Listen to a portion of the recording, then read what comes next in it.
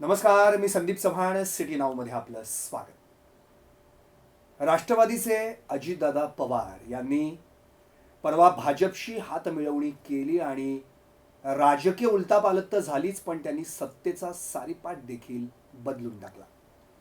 राष्ट्रवादीत उभी फूट पडली. अजित पवार गट आणि शरद पवार गट. मग काही राष्ट्रवादीच्या सोंगट्या अजित पवार गटात सामील झाल्या, तर काही सोंगट्या शरद पवारांच्या गटातच राहिल्या. आता पुन्हा एकदा कोणती सोंगटी कोणत्या गटात जाणार याचं राजकीय भवितव्य कदाचित तेच उत्तर देऊ शकतील. पण यामुळं महाराष्ट्रातली समीकरणं बदलता बदलता पुण्यातली देखील समीकरणं बदलली. कारण पुणे जिल्ह्याचा जर विचार केला तर लोकसभा, विधानसभा आणि महापालिका या तिन्ही ठिकाणी एकमेकांचे कट्टर शत्रू होते ते आजपर्यंत भाजप आणि राष्ट्रवादी, आणि आज दोघांमध्ये प्रबळ लढती देखील झालेल्या आपण पाहिल्यात. पण आता मात्र राष्ट्रवादीची एक फळी थेट भाजपासोबत गेल्यानं पुण्यातली समीकरणं बदलली. आणि त्यामुळंच आजचा जो कार्यक्रमाचा मी शीर्षकच जे ठेवलेलं आहे ते म्हणजे कट्टर शत्रू बनला मित्र, पुण्याचं बदललं सूत्र. आणि याच विषयासाठी चर्चा करण्यासाठी आणि चर्चेत सहभागी होण्यासाठी आज आपल्यासोबत आपल्या स्टुडिओमध्ये आलेले आहेत दैनिक पुढारीचे महापालिका आणि राजकीय बीट सांभाळणारे आणि राजकीय अभ्यासक असणारे विशेष प्रतिनिधी पांडुरंगजी सांडभोर. सांडभोर साहेब, आपलं सिटी नाऊमध्ये हार्दिक स्वागत. धन्यवाद. अर्थात आत्ताच मी जो काही इंट्रोडक्शन दिली त्यात तुमच्या लक्षात आलेलं की पुण्यातली अवस्था काय झालेली आहे. खरं म्हणजे सगळ्यात मोठी जर कोणाची कोंडी झाली असेल तर ती कार्यकर्त्यांची. अगदी बरोबर. आणि म्हणजे कालच आपण एक सिटी नाऊवर कार्यक्रम घेतला होता की हृदयात साहेब, मनात दादा आणि कार्यकर्त्यांच्या निष्ठेचा फालुदा अशी परिस्थिती झालेली आहे. त्यामुळे सर्वात पहिल्यांदा मला तुमच्याकडनं हेच जाणून घ्यायला आवडेल की आत्ताच्या येणाऱ्या निवडणुका असतील, 2024च्या लोकसभा असेल, विधानसभा असेल किंवा आता आगामी महापालिका असतील, याच्यावर काही परिणाम होणार आहे? संदीपराव, सर्वप्रथम आपण एक चांगल्या विषयाला हात घातला आहे. मला वाटतं राज्यातला जो काय राजकीय भूकंप झाला, आता भूकंप किती म्हणायचे याला पण एक मर्यादा असते. मला वाटतं ह्या सरकारमध्ये म्हणजे 2019 ते 24चा हा जो कालावधी आहे त्यातला हा तिसरा मोठा राजकीय भूकंप म्हणावा लागेल. आणि आता हा भूकंप होऊन जवळपास 10 दिवस झालेत, आज 10वा दिवस. या भूकंपात किती पडझड झाली आहे, किती नुकसान झालं याचा अंदाज अजूनही काही येत नाही आहे. आता आपण जो प्रश्न विचारला की आगामी राजकीय निवडणुकींवर याचा काय परिणाम होणार, तर मला वाटतं हे जे सगळे काही जे घटना घडल्यात याचा सगळा परिणाम हा निवडणुकांवरच होणार आहे. आणि हे जे काही सर्व चालू आहे हे ते केवळ निवडणुका डोळ्यासमोर ठेवून किंवा निवडणुकांची राजकीय गणितं डोळ्यासमोर ठेवूनच हे भूकंप घडवले गेलेले आहेत. आता आपण निवडणुका म्हटलं तर कुठल्या, तर पुणे महापालिका असतील, पिंपरी चिंचवड महापालिका असेल किंवा राज्यातल्या सगळ्याच स्थानिक स्वराज्य संस्थांच्या निवडणुका आहे, जिल्हा परिषद, पंचायत समिती, नगर परिषदा. म्हणजे अगदी काही ठिकाणच्या निवडणुका 5-5 वर्षांचा कालावधी झाला आहे तरी अजून होत नाही आहे. आधी त्याला कोरोनाचं कारण देण्यात आलं, नंतर प्रभाग रचना आणि नंतर ते कोर्ट प्रकरण, ह्या सगळ्या प्रक्रियात ह्या निवडणुका लांबल्यात. म्हणजे आज पुणे महापालिकेत सुद्धा 1.5 वर्षापासून प्रशासक राज आहे. तर आता प्रथम म्हटलं तर आपलं महापालिका निवडणुकांक आपल्या डोळ्यासमोर ठेवलं पाहिजे. पण महापालिका निवडणुका ऑक्टोबर-नोव्हेंबरमध्ये होणार की त्या लोकसभा विधानसभा निवडणुकीनंतर होणार, हा पण एक परिणाम आहे. तरी पण आपण सुरुवात किमान महापालिका निवडणुकांच्या डोळ्यासमोर ठेवून करूयात. सर्वात मोठा तिढा ह्या सगळ्या ज्या राजकीय घडामोडी झाल्यात, अजितदादा भाजपबरोबर गेले आणि त्याच्यामुळं काय होणार आहे तो सगळ्यात मोठा तिढा ह्या खरं तर महापालिका निवडणुकीतच होणार आहे. आपण बघूयात की पुणे शहर किंवा जिल्हा, पिंपरी चिंचवड या ठिकाणी भाजप आणि राष्ट्रवादी हेच खरे एकमेकांचे शत्रू आहेत. म्हणजे हेच दोन्ही एकमेकांचे शत्रू, प्रतिस्पर्धी. आणि ह्या दोघांची ह्या पुणे जिल्ह्यात ताकद आहे. तर आपण आता पुणे शहराच्या बाबतीत थोडासा विचार करूया की पुणे महापालिकेत 2017ला जी निवडणूक झाली होती त्याच्यात भाजपचे जवळपास 98 नगरसेवक निवडून आले होते आणि राष्ट्रवादी काँग्रेसचे 41 नगरसेवक निवडून आले होते. तर एकंदरीत हे जे आपण आकडेवारी बघतो म्हणजे 162 जागा होत्या, त्याच्यानंतर 11 गावांचा समावेश झाला, 2 नगरसेवक आणखी वाढले, एक राष्ट्रवादीने जिंकला आणि एक भाजपने जिंकला. तर ह्या सगळ्यांचं बघितलं आपण तर पुण्यात भाजप आणि राष्ट्रवादी एकमेकांच्या समोरासमोर होते. आत्तासुद्धा ज्यावेळेस निवडणुकींची तयारी सुरू झाली तर या निवडणुकीच्या तयारीमध्ये काय झालं होतं, राष्ट्रवादीचं भाजपला हरवून राष्ट्रवादीला पुण्याची सत्ता काबीज करायची होती आणि भाजपचं सुद्धा हेच टार्गेट होतं की राष्ट्रवादीला जेवढं रोखता येईल, आपल्याला पुन्हा जर सत्तेत राहायचं असेल तर आपला हा खरा शत्रू राष्ट्रवादीचा आहे, हे भाजपच्या डोक्यात होतं. त्या दृष्टीने ज्या प्रभाग रचना झाल्या त्या दृष्टीनेच त्या प्रभाग रचना करण्यात आल्या. एकमेकांना कुठं शह देता येईल, काटशहा देता येईल हे एकमेकांनी केलं. आत्ता हे जे काही परिणाम झाले याचा सर्वात मोठा हा जो फटका आपण म्हणू ना, तो इथल्या विद्यमान जे होते कोणी नगरसेवक किंवा इच्छुक यांना बसणार आहे. कारण जर राष्ट्रवादी काँग्रेसच्या ज्या काही 162 आपण जागा 162 जागा आत्ता धरू, तो आकडा 173 पर्यंत गेला होता. मी थोडंसं आपल्याला थांबवतो आणि आता जे सांडगोर साहेबांनी आपल्याला महापालिकेचं विश्लेषण सांगायला सुरुवात केली आहे, तर थोडंसं फ्लॅशबॅक म्हणून माझ्या प्रेक्षकांसाठी मला माहिती द्यायला आवडेल या ठिकाणी. आपण जर पाहिलं तर 2017ची जी शेवटची निवडणूक पुणे महापालिकेची झाली, त्याचं पक्षीय बलाबल जर पाहिलं तर एकूण 41 प्रभाग होते, 162 जागा होत्या आणि 4 सदस्यीय प्रभाग. 4 राईट. तर भाजपला 98 जागा, राष्ट्रवादीला 41, काँग्रेसला 9, शिवसेना 10 आणि मनसे 2 अशी परिस्थिती होती. पण जर आपण थोडंसं मागे गेलो म्हणजे 2012मध्ये, तर त्यावेळी 12च्या तुलनेत काय घडलं तर भाजपच्या जवळपास 73 जागा वाढल्या. बरोबर. म्हणजे जेव्हा 26 होत्या म्हणजे 28 होत्या त्या 73 झाल्या.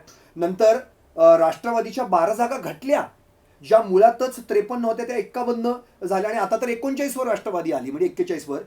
काँग्रेस अक्षरशः 19 जागा घटल्या, ज्या 28 मिळाल्या होत्या त्या 9 पर्यंत पोहोचल्या.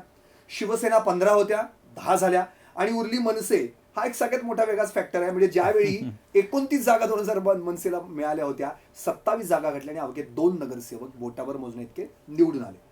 या सगळ्या परिस्थितीचा विचार केला तर आता जी येणारी निवडणूक आहे, म्हणजे खरं म्हणजे ती आता 2017-2021ला व्हायला पाहिजे होती, पण जसं तुम्ही कारण सांगितलं कोरोना असेल किंवा प्रभाग रचना, त्या निवडणुका नाही झाल्या. पण सणगूर साहेब, एक सगळ्यात महत्त्वाची घटना अशी आहे की राष्ट्रवादी आणि भाजप यांच्यात जी काही मागच्या वेळी निवडणुका झाल्या किंवा लढती झाल्या, त्यामध्ये 4च्या 4 उमेदवार आपल्या प्रभागात निवडून आणण्याची ताकद राष्ट्रवादीची 3 प्रभागांमध्ये दिसली. त्यामध्ये कुठले होते? खराडी चंदननगर, मगरपट्टा सिटी आणि वारजेम माळवाडी. बरोबर. पण भाजपनं 4च्या 4 उमेदवार निवडण्याची जे प्रभाग होते ते 12 होते, म्हणजे बारचोक 48 आणि विशेष राष्ट्रवादीला 41 पैकी 21 प्रभागांमध्ये एकही उमेदवार निवडून आणता आला नाही. म्हणजे 50% पुण्यात राष्ट्रवादीचं अस्तित्वच नाही. बरोबर. पण आता हीच राष्ट्रवादी फुटून भाजप सोबत गेलेली आहे. आता सांगा, आता परिस्थिती काय असू शकते? आपण मला वाटतं खूप चांगली आकडेवारी दिली आपल्या या चर्चेला रेफरन्ससाठी. तर आपण परत महापालिका निवडणुकीच्याच अनुषंगाने या चर्चेला सुरुवात करूयात. मी तुम्हाला जसं म्हटलं की पुण्यात भाजप आणि राष्ट्रवादीच आहे. तुम्ही 2012च्या आकडेवारीचा संदर्भ दिला, तुम्ही 2017च्या निवडणुकीचा संदर्भ दिला. एक लक्षात घ्या, तुम्ही जी आकडेवारी सांगितली की 28हून भाजपची संख्या 73नी वाढली, तर याला एक कारण आहे.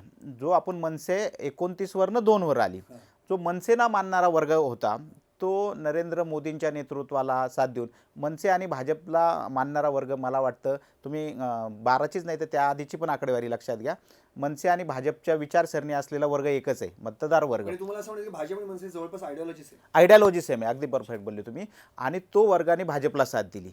याच्यापेक्षा दुसरा एक मोठा फॅक्टर आपल्याला जो बघितला की 2014ला देशात पंतप्रधान नरेंद्र मोदींची जी काही लाट आली, ती लाट आपण नंतर विधानसभा निवडणूक बघितली, देशात अनेक ज्या निवडणुका झाल्या त्यात बघितली आणि पुणे महापालिकेत नरेंद्र मोदींचा जो मोठा इफेक्ट दिसला त्याचाही फायदा भाजपला बसला. कारण काँग्रेस राष्ट्रवादीची अनेक वर्ष पुणे महापालिकेत सत्ता होती. हे शहर ज्या वेगाने वाढलं तिथं प्रश्न वाढले, त्या तुलनेने प्रश्न सुटले नाही. आज सार्वजनिक वाहतूक व्यवस्थेचा एवढा जो काही खोळंबा झाला आहे, पुण्याच्या कचरा प्रश्न असतील, पाणी प्रश्न आता वाढत चालला आहे, हे सगळ्याचं कुठंतरी एक अँटी इन्कम्बन्सी जे आपण शब्द वापरतो तो सुद्धा काँग्रेस राष्ट्रवादीला त्या काळात भोवला आणि त्यामुळे भाजपची संख्या 99वर गेली. आता तुम्ही म्हटले की राष्ट्रवादी काँग्रेसच्या जागा 41वर 42वर घटल्या, जो काही जवळपास 14-15 जागा त्यांच्या कमी घडल्या. पण मोदींच्या लाटेत सुद्धा राष्ट्रवादींनी तेवढ्या जागा राखल्या. सर्वात मोठी जी लाट होती त्या लाटेतही राष्ट्रवादी टिकली पुण्यात. म्हणजे मनसे तर भुईसपाट झाली, काँग्रेसची अवस्था अत्यंत बिकट झाली, शिवसेनाही खाली आली, पण राष्ट्रवादी कुठंतरी स्टेबल राहिली. पुण्याचं विरोधी पक्ष म्हणून जे त्यांनी 5 वर्षात काम केलं आणि राज्यातली जी काही परत समीकरणं घडली, भाजपला एक हाती सत्ता असूनसुद्धा ज्या पद्धतीने पुण्यात कामं व्हायला पाहिजे होती त्या पद्धतीने नाही झाली. त्यामुळं आता परत राष्ट्रवादी एक प्रबळ दावेदार म्हणून समोर येणार होती भाजप पुढं.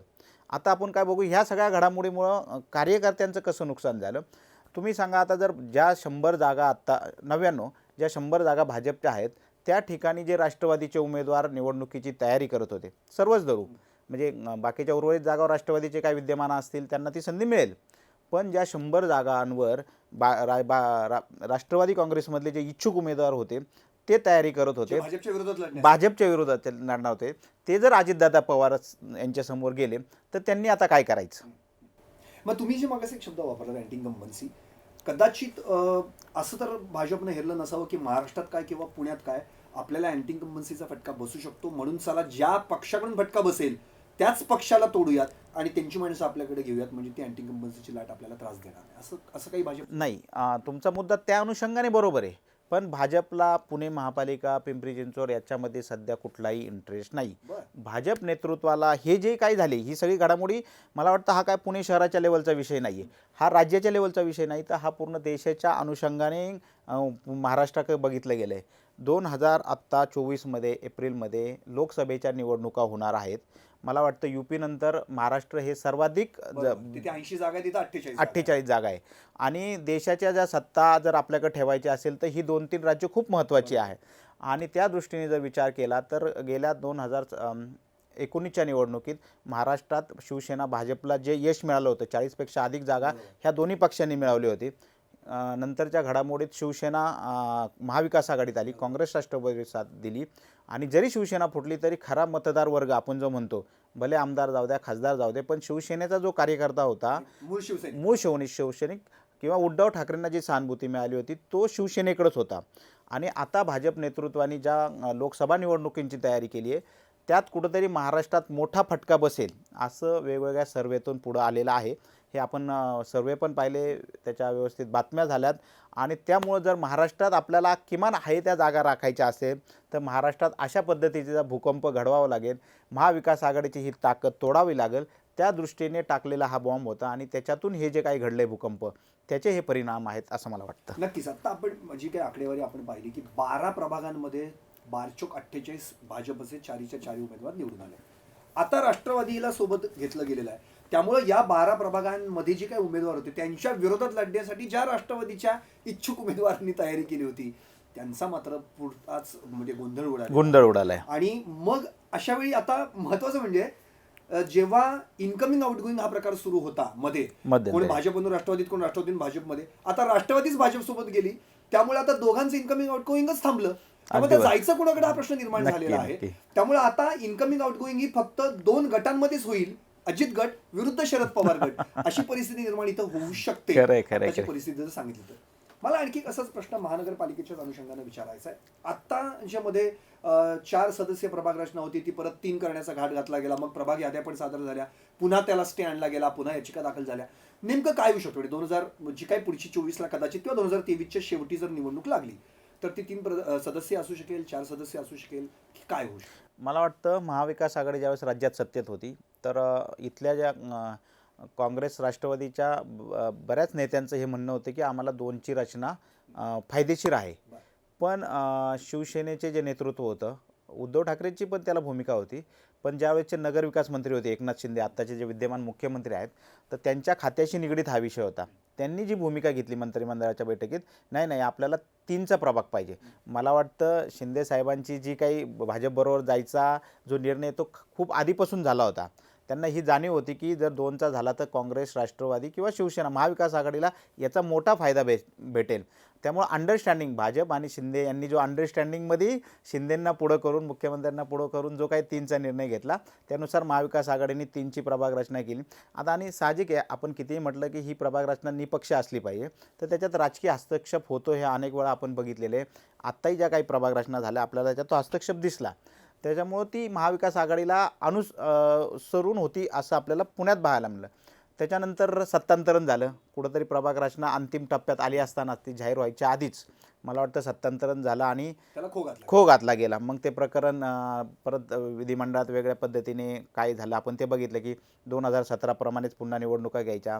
त्याच्यातून पेच निर्माण झाली. आता 2017नुसार निवडणुका घ्यायचं तर पुणे महापालिकेत 2017 ते 2022 या कालावधीत 34 गावांचा समावेश झाला. तर ह्या गावांच्या प्रभाग रचनेचं काय? त्यामुळे तो एक तिढा निर्माण झाला आणि आता हे प्रकरण न्यायप्रविष्ट झाले. आता न्यायालय काय निर्देश देतं मला वाटतं त्याच्यावर पुण्याची प्रभाग रचना ठरेल. पण जिकडं सत्ता असते त्या दृष्टीनेच तो कल हे होतो.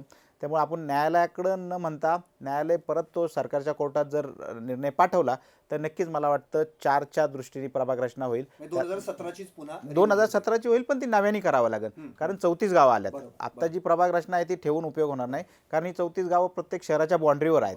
त्या प्रभागांमध्ये त्यांना त्या गावांना इन्क्लूड करून घेऊन त्यानुसार प्रभाग रचना करावी. लोकसंख्येच्या मानाने नगरसेवकांची पण संख्या वाढेल. हो अगदी अगदी आपण बघितलं की 2011चीच लोकसंख्या डोळ्यासमोर ठेवून ती प्रभाग रचना केलेली आहे कारण अजून नवीन रचना आलेली नाही. तरीही एक साधारण 10% वाढ धरून त्यांनी तो एक निकषापर्यंत जाऊन ही संख्या 173 पर्यंत गृहीत धरलेली आहे. अच्छा, मग आता जर आपण एक प्रेडिक्शन जर पाहायचं म्हटलं किंवा अंदाज जर घेतला तर आता ज्या निवडणुका होतील म्हणजे सरळ लढती जर आपण पाहिल्या तर भाजप प्लस शिवसेना प्लस अजित पवार गट आणि तिकडे जर आपण पाहिलं तर शिवसेना उद्धव बाळासाहेब ठाकरेंचा जो गट आहे प्लस शरद पवार गट आता एक नवीन आलाय आणि काँग्रेस यांच्यातच आता ह्या लढती. बरोबर बरोबर आहे. काय वाटते का राजकीय अभ्यासक म्हणून आणि इतके वर्ष तुम्ही पत्रकारिता राजकीय पीठ सांभाळताय, अबकी बार सौ पार हे भाजपचं स्वप्न राष्ट्रवादीला सोबत घेतलं पूर्ण होईल? मला वाटतं अजून कधी निवडणुका नक्की कधी होतील याच्यावर ही सगळी गणित अवलंबून ठरणार आहेत. कारण आपण बघतो की म्हणजे मला एक चांगल्या राजकीय विश्लेषकांनी हे सांगितलं होतं की दर 20 दिवसांनी राजकारणाची एक फेज निर्माण होती. म्हणजे जसं वारं हवामान बदलतं ना तसं राजकीय पण हवामान बदलत असतं आणि महापालिका निवडणुका नक्की कधी होणार आहे हे सांगता येत नाही आहे. अजून देशात ज्या पद्धतीच्या घडामोडींची शक्यता आहे म्हणजे लोकसभा निवडणूक डोळ्यासमोर ठेवून आता समान नागरी कायदा येणार आहे, राम मंदिर येणार आहे. त्यामुळे देशातलं नक्की राजकीय वातावरण कुणाच्या बाजूने जाईल हे आत्ता सांगता येणार नाही. फक्त आजचा जर विचार केला तर निश्चितपणे महाविकास आघाडीचं पारडं जड होतं. लोकांची उद्धव ठाकरेंना जी सहानुभूती आहे ती अजूनही 1 वर्षभरानंतर कायम आहे. म्हणजे नुकतंच 30 जूनला शिंदे सरकारला 1 वर्ष पूर्ती झाली. पण बघा आपण अजूनही उद्धव ठाकरेंच्याबद्दल लोकांना सहानुभूती आहे कारण आपल्या महाराष्ट्राची एक वेगळी ओळख आहे. महाराष्ट्रातील लोकांना फसवणूक आज कुणाला अशा पद्धतीनं जे जे झालं आहे राजकीय ते आवडलेलं नाही आहे आणि त्यामुळं कुठंतरी त्याचा फटका भाजपलाही बसेल, त्याचा फटका शिंदेंच्या शिवसेनेलाही बसेल आणि आता तर उलट त्याच्यात आणखी भर पडली. जे अजित पवारांनी पक्ष फोडून जे भाजपबरोबर गेले ते सुद्धा कुठंतरी जनतेला आवडलेले नाही. अशा पद्धतीच्या प्रतिक्रिया उमटत आहेत. ज्यांना राष्ट्रवादीचे अध्यक्ष शरद पवार यांनी सर्वाधिक पदं दिली अशी मंडळी आज अजित पवारांबरोबर गेली. त्यामुळे आपली जनता किमान हा तर विचार करते बाबा हे का गेले. आज छगन भुजबळ असतील, दिलीप वळसे पाटील असेल त्यांना कुठली पदं दिलेली नाही आहे. आपल्या जनतेची एक मानसिकता आहे की आपल्याला फसवणूक आवडत नाही. त्यामुळे आत्ता भाजप आणि शिंदे सरकारविषयीची जी काही नकारात्मकता होती त्याच्यात आणखी भर पडलेली आहे. त्यामुळे जर तात्काळ काही निवडणुका झाल्या तर त्याचा फटका ह्या तिन्हींना बसेल. त्यामुळे सौ के पार हे पुण्यातलं गणित तरी एवढं सोपं नसणार आहे. मला वाटतं कसबा निवडणुकीत आपण त्याचं एक उदाहरण म्हणून बघितलेलं आहे काय होऊ शकतं. त्यामुळं पुढचं येणारे दिवसच ठरवतील. थोडक्यात असं म्हणता येईल की सहानुभूती डबल झाली आता. नक्कीच उद्धव ठाकरेंची एक सहानुभूती, शरद पवार साहेबांची एक सहानुभूती ही डबल झाली. ही सहानुभूती डबल झाली आणि राहुल गांधी जे काय पप्पू म्हणत होते ते पप्पूचे आता पप्पा झालेत. ते ज्या पद्धतीने लोकांमध्ये काँग्रेसची पण ताकद वाढलेली आहे. बघा काँग्रेसला नक्कीच दिवस चांगले येतील असं आत्ताच्या सगळ्या याच्यातून दिसते. राहुल गांधींची जी भारत जोडा यात्रा झाली त्याच्यानंतर ते जे वातावरण तयार झाले ते अजूनही कमी झालेलं नाही आणि ज्या अर्थी भाजपने काही प्लॅन केलेत की निवडणुका डोळ्यासमोर ठेवून राम मंदिर असेल, समान नागरी कायदा असेल, तसंच काँग्रेसच्या पण काही स्ट्रॅटर्जी नक्की असणार आहेत आणि त्या ज्यावेळेस समोर येतील त्यावेळेस हे वातावरण आणखी इतकं टोकाला जाईल की आपण आत्ताच त्याच्याबद्दल काय बोलणं संयुक्त ठरणार नाही. महापालिकेचा एक शेवटचा प्रश्न फक्त तुम्हाला विचारणार आहे महापालिकेसंदर्भामध्ये. तेलंगणातून एक पक्ष येऊ पाहतोय BRS आणि अर्थात ते पण महापालिका निवडणूक सोबत लढण्याचा प्रयत्न करतील. आप देखील त्यांच्यासोबत आहे. पण मुळात आता महाराष्ट्रात ऑलरेडी एक BRS तयार झालेला आहे, तो म्हणजे भाजप, राष्ट्रवादी आणि शिवसेना.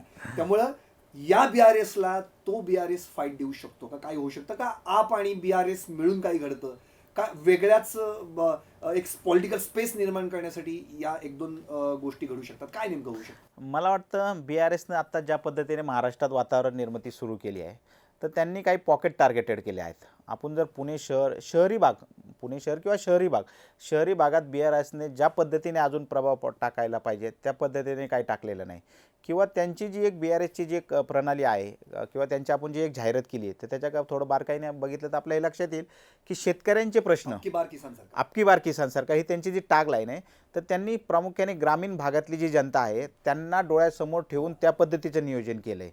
त्याचा फायदा काही प्रमाणात मराठवाडा विदर्भात त्यांच्या मतांच्या टक्केवारीत वाढेल. एखादा ठिकाणचा आमदारही निवडून येऊ शकतो, कारण त्यांची स्ट्रॅटेजी काय आहे, त्या ठिकाणचा एखादा नाराज व्यक्ती किंवा प्राबल्य असलेला, ज्याला तो थोडासा अलिप्त आहे किंवा तो संधी नाही मिळालेली, त्यांना संधी देऊन त्यांना आपल्याकडे घेऊन मोठं करायचं. त्याचा काही प्रमाणात फायदा मराठवाडा विदर्भात होऊ शकतो. महापालिकेत पण पुणे महापालिकेत मला वाटतं BRSला कुठल्याही प्रकारची संधी किंवा मिळेल अशा पद्धतीचं वातावरण म्हणजे या असतं. दोन्ही BRS ना पुणे महापालिकेत स्थान कमी मिळेल असं वाटतं. नाही, BRS जे आत्ता BRS झाले त्यांचं कसं आहे, त्यांचं शहरात प्रभाव क्षेत्र आहे, बरं. त्यांचे नेते आहेत, आता पुण्याचे पालकमंत्री असतील, मुख्यमंत्री असेल, त्याचा नक्की फायदा होईल. शेवटी निगेटिव्हिटी असली तरी जे लोक कामाला संधी देतात, उद्या अजित पवार सारखा एक कार्यक्षम नेता आहेत. अजित पवारांचं वैशिष्ट्य आहे, ते काही असलं तरी एक प्रशासनावर पकड आणि कामाला महत्त्व देणारा, राजकारणापेक्षा, अशी त्यांची ओळख आहे. आता ते का गेले, त्यांना कुणी नेलं, का सोडलं, याची वेगळी कारणं असतील, त्याच्या खोलात मला वाटतं आपण जाणं संयुक्तिक ठरणार नाही आता. पण केवळ अजित पवारांच्या प्रतिमेवर जर पुण्यासारख्या शहरातले काही प्रश्न आगामी काळात मार्गी लागले, महापालिका निवडणुका लांबल्या, तर नक्कीच ही जी नकारात्मकता आहे ती दूर व्हायला फायदा होईल आणि तो कन्वर्ट करू शकतील. म्हणून आता किती कालावधीमध्ये जातोय याच्यावर पण सगळी गणित अवलंबून असतील. नक्कीच. एकंदरीत आता आपण महापालिकेचं विश्लेषण सांडभोर साहेबांकडून ऐकलं, आणि आता मी अर्थातच लोकसभा आणि विधानसभा या संदर्भात देखील त्यांच्याकडून जाणून घेणार आहे. आणि सगळ्यात महत्त्वाचे, आता त्यांनी एक अजित पवार यांच्याबद्दल पण सांगितले, ते प्रभावी नेतृत्व आहेत, ते काही बदल करू शकतात. पण याच्यावर एक छोटीशी कमेंट करतो आणि मग आपण ब्रेककडे जाऊयात. की जसं एखादं लहान मुलं असतं आणि त्याला जर आपण एखादा लॉलीपॉप दाखवलं तर मग ते लहान मुलं येतं आपल्याकडे आणि वा वा, पण नंतर आपण म्हणतो ते लहान मुलं म्हणून लॉलीपॉपला भुललं. अजितदादा हे राजकारणातलं लहान व्यक्तिमत्व नाही, हे फार मोठं व्यक्तिमत्व आहे. त्यामुळे भाजपने दाखवलं लॉलीपॉप आणि अजितदादा त्यांच्याकडे गेले सत्तेचा लॉलीपॉप, या अनुषंगाने अजितदादा गेलेत असं मला तरी वाटत नाहीये. निश्चितच याच्या मागचं काहीतरी समीकरणं असतील, आणि ती समीकरणं काय, ती कदाचित भविष्याच्या पुणे महापालिकेच्या निवडणुकीत आपल्याला पाहायला मिळतील. यानंतर मी आता लोकसभा आणि विधानसभा या संदर्भात देखील विश्लेषण करणार आहे, आणि सांडभोर साहेबांकडून या संदर्भात देखील त्याच्यावर प्रकाश टाकावा अशी त्यांना मी विनंती करणार आहे, पण अर्थातच एका छोट्याशा ब्रेक नंतर. पुण्यासह पिंपरी चिंचवडमध्ये विविध केबल नेटवर्कवर पाहता येणारं एकमेव local channel city now, GTPL 469, Hathway 531, INPCMC 452, city cable 92 आणि ICC 715. केबल नेटवर्कसह यूट्यूब, फेसबुक, इंस्टाग्राम या सोशल मीडियावरही पाहत रहा सिटी नाऊ.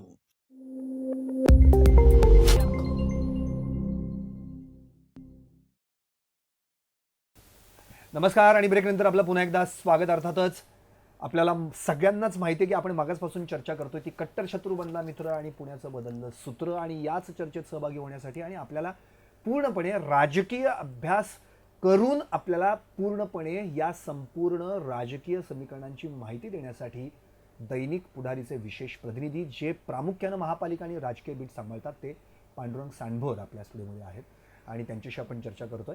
मगाशी आपण पुणे महापालिका या संदर्भात चर्चा केली, आणि आता आपण लोकसभेकडे जरा वळूयात. जर आपण पुणे जिल्ह्याचे लोकसभेचे जर मतदारसंघ पाहिले तर त्यामध्ये पुणे, बारामती, शिरूर आणि मावळ हे 4 लोकसभा मतदारसंघ येतात. आणि चारही ठिकाणची जर आत्ताची परिस्थिती आपण पाहिली, जर मागच्या निवडणुकांचा विचार केला तर तिकडे सुप्रिया सुळे बारामतीत आहेत, अमोल कोल्हे शिरूरमध्ये आहेत, मावळमध्ये श्रीरंग बारणे आहेत, आणि आता पुण्यामध्ये गिरीश बापट यांचं निधन झालं, त्यामुळे ती जागा रिक्त आहे आणि अर्थात पोटनिवडणूक होणं गरजेचं आहे. पण आता त्याचीही काही शक्यता आहे, काही माहिती नाही, आता तुमच्याकडे जाणून घ्यायचं आहे. पण तसं पाहिलं तर पक्षीय बलाबल आत्ता पुणे जिल्ह्यामध्ये भाजप शून्य आहे, कारण की आता त्यांचं कोणीच उमेदवार नाही आहे. आणि मावळ जी श्रीरंग बारणे हे मुळातच एकनाथ शिंदेच्या गटात म्हणजे शिवसेनेची एक जागा आहे, आणि उरलेल्या 2 जागा राष्ट्रवादीकडे आहेत. पण आता राष्ट्रवादीत पण फूट पडली आहे, त्यामुळं अजित पवार गटाचे पण 0 खासदार आहेत असं आपण आत्ता तुर्तास म्हणूयात. आणि हे दोन्हीही म्हणजे सुप्रिया सुळे आणि अमोल कोल्हे हे दोन्ही शरद पवार गटाचे 2 खासदार आहेत. आत्ता ही परिस्थिती आहे. भविष्यात काय होऊ शकतं या सगळ्यांमध्ये. त्यामुळे माझे त्या अनुषंगानं पण काही प्रश्न आहेत, ते मी प्रश्न तुम्हाला नक्कीच विचारणार आहे. पण पहिल्यांदा ही परिस्थिती काय आहे, पुढे काय होऊ शकतं? मला वाटतं संदीपजी, आपण ज्या विषयाला हात घातला आहे त्या विषयाचं खरं जे गमक आहे ते ह्या लोकसभा निवडणुकीत लपलं आहे. मी तुम्हाला जे म्हटलं की हा जो राजकीय राज्यातला जो भूकंप घडला तर तो काय महापालिका विधानसभा निवडणुका डोळ्यासमोर ठेवून तर केला गेलेला नाही आहे. तो केला आहे लोकसभा निवडणुका डोळ्यासमोर. त्याचा आपण थोडीशी कारणमीमांसा पण केली आहे की महाविकास आघाडीमुळं कुठंतरी महाराष्ट्रातले लोकसभेच्या जागा घटतील याची एक सर्वेतून धक्कादायक आकडेवारी समोर आली होती आणि त्याच्यानंतर ही सगळी काही चक्र फिरली आणि तो हा भूकंप घडला. आता आपण पुणे जिल्ह्यात येऊ. तुम्ही सांगितलं की पुणे जिल्ह्यात राष्ट्रवादी काँग्रेसचे 2 खासदार आहेत आणि भाजपचं एक होते आणि एक शिवसेना. म्हणजे पुणेकरांनी मला वाटतं प्रत्येकाला एक समान संधी दिली होती. तर पुण्यातल्या शहरात जाऊया आपण किंवा पुणे लोकसभा मतदारसंघात जाऊया. तर पुणे लोकसभा संघात मागच्या वेळेस खासदार दिवंगत खासदार गिरीश बापट साहेब हे जवळपास 3.25 लाख मतांनी विजयी झाले होते आणि पुण्यातले एक वातावरणच होते. 100 नगरसेवक महापालिकेत 8च्या 8 आमदार त्यावेळेस यांचे होते आणि अशा परिस्थितीत मला वाटतं भाजपला इथं यश मिळालं होतं.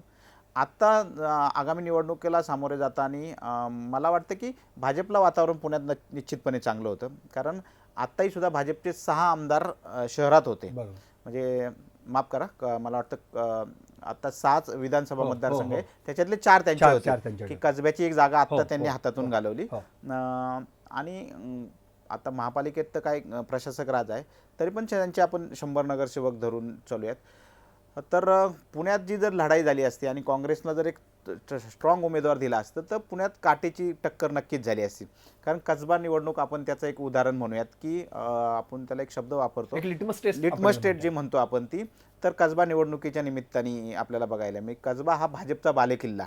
आत्तापर्यंत कसब्यात भाजपला हरवता आलं नव्हतं. गिरीश बापटच तिथले विद्यमान आमदार होते आणि त्यांच्यानंतर मुक्ताताईंना ती संधी मिळाली आणि मुक्ताताई सुद्धा मला वाटतं जवळपास 25,000च्या मताधिक्याने त्यावेळेस निवडून आल्या होत्या.